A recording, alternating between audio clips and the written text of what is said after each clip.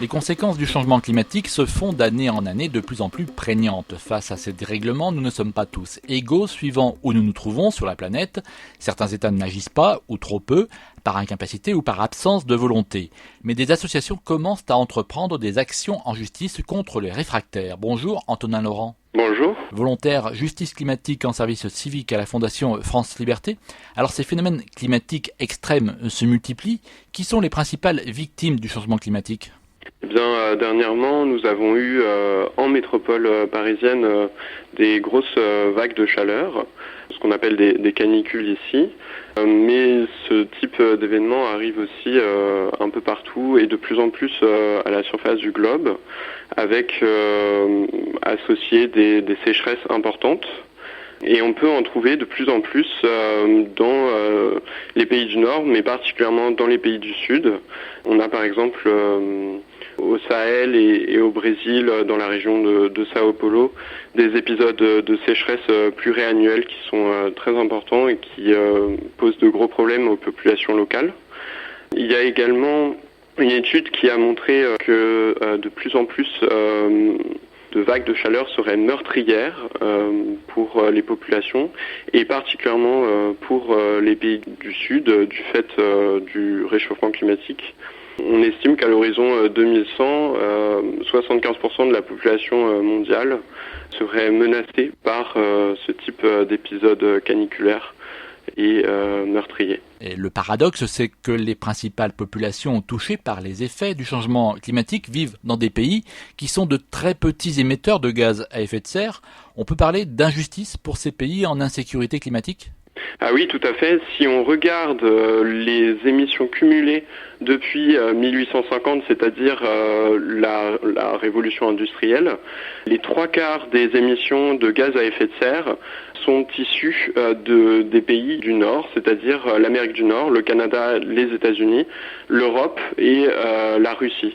Le reste, les 25%, c'est très peu du côté de l'Afrique ou de l'Amérique latine et un petit peu en Asie. Et du coup, on voit que la responsabilité des pays du Nord est très importante dans le réchauffement climatique, puisque ce sont les gaz à effet de serre qui provoquent le réchauffement climatique, alors que les conséquences de ces changements au niveau mondial vont avoir lieu davantage sur les pays du Sud et les populations les plus pauvres. Il y a une étude de la Banque mondiale ainsi qu'une autre de la FAO qui ont montré que les populations les plus vulnérables, les populations qui sont les plus proches des problèmes de nutrition, d'alimentation, etc., seront les premières touchées par les conséquences du réchauffement climatique.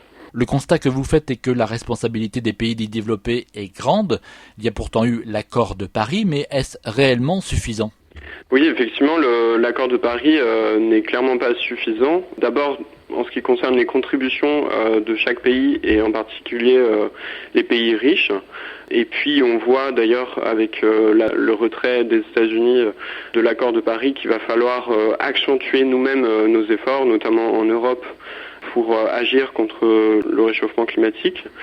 Mais ce qui est intéressant, c'est que progressivement, on fait entrer dans le droit de l'environnement, on développe des outils juridiques au niveau mondial par les accords internationaux, mais aussi au sein des États eux-mêmes, pour promouvoir la lutte contre le réchauffement climatique. Il y a certains États qui se prennent les pieds dans le tapis, comme on pourrait dire, avec des associations qui attaquent en justice pour que ces États agissent davantage, considérant que l'inaction contre le réchauffement climatique est une atteinte grave aux droits de l'homme, au droit à la vie, en sachant que les conséquences seraient et seront extrêmes. Et parmi ces pays, les États-Unis se voient déjà convoqués devant la justice par des associations pour répondre de leur attitude passive devant le réchauffement climatique. Nous verrons cela la semaine prochaine avec vous, Antonin Laurent. Merci. Merci. La justice climatique qui s'invite dans les tribunaux, c'est un édito que vous pouvez retrouver sur le site de France Liberté, france-liberté.org et sur fréquence-terre.com. Philippe Bourri, Fréquence Terre. Retrouvez et podcastez cette chronique sur notre site fréquence-terre.com.